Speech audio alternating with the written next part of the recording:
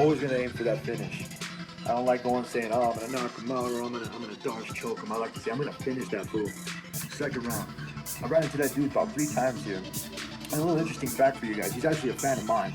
He was following me on Twitter, following me on my Periscope and on my Instagram, and liking all of my stuff. Kind of weird, but I'm inside of his head. He's looking past me, he's looking at, oh, I'm opening up the gym, oh, I'm worried about my coach, I'm worried about this, I'm worried about that. Well, honestly, you need to worry about me, homie. I'll do it. Coming for you, honest.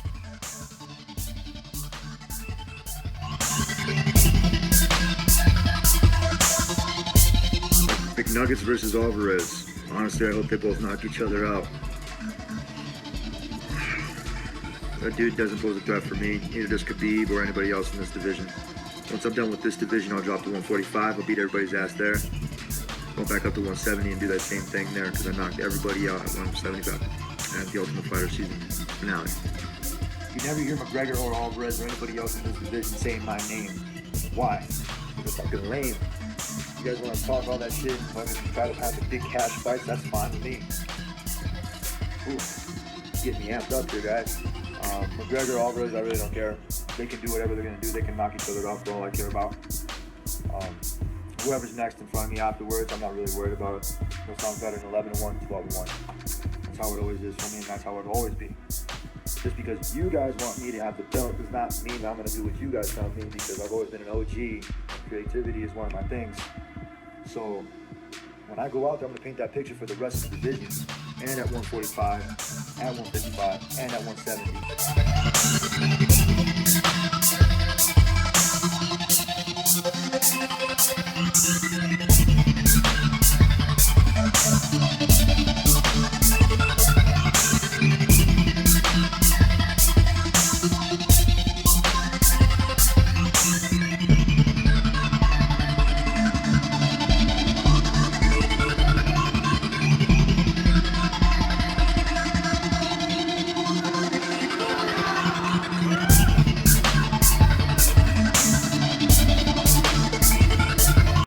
I really think Conor has big chance to win the title. I think he has big wins to big chance to win Eddie Alvarez.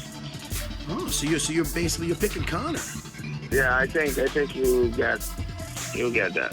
If Conor has the belt, and if he decides to fight to defend the belt later on, I want to be the guy.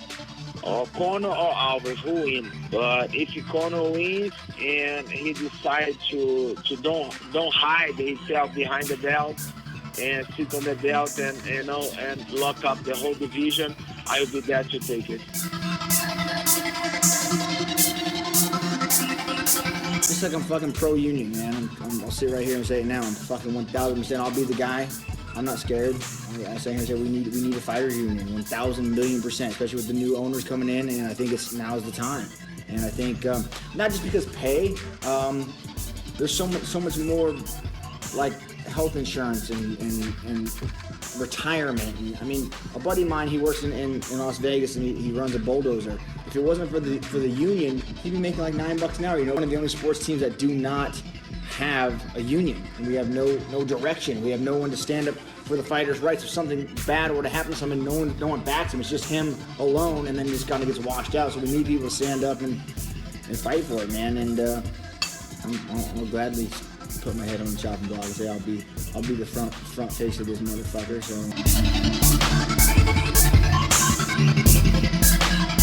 yeah, it's cool to talk to him, hearing his views and his points, and he's not just like a racist bigot, you know, like people think, like, oh, he wants to build a wall and scam the Mexicans out of here. Like, no, he doesn't. Like, just listen. Like, I understand that's what your aunt is telling you when she's drinking wine on Saturday night, but that's not really what's happening, you know?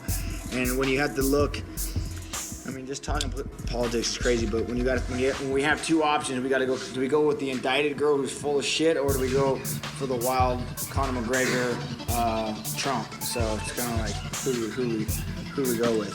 You know, he's really, if you sit and listen to his points, he's good. You know, he's trying to bring money to the middle class, which is most of the guys that are fighting the UFC and most of the guys that support the UFC, the middle class, working class. You know, he's trying to bring the tax bracket down to 15% for those guys. I mean, there's a lot of like solid points he's talking about, and Yeah, he said some outlandish things about building a wall, and I mean, but I don't know. This is like a turning into a political rally right here, right? Yeah. So I don't fucking know. I voted Trump. That's what I did. You know, Mark turned down the upcoming UFC 206 fight against Junior Dos Santos because, you know, the UFC wouldn't agree to the terms that we had proposed. So they haven't, you know, the UFC folks, they haven't shut any doors on us, and they haven't said we'll never talk to you about a provision like this in the contract. But the door's open. You know, I'm waiting for my phone to ring for the UFC to call us and come up with a resolution.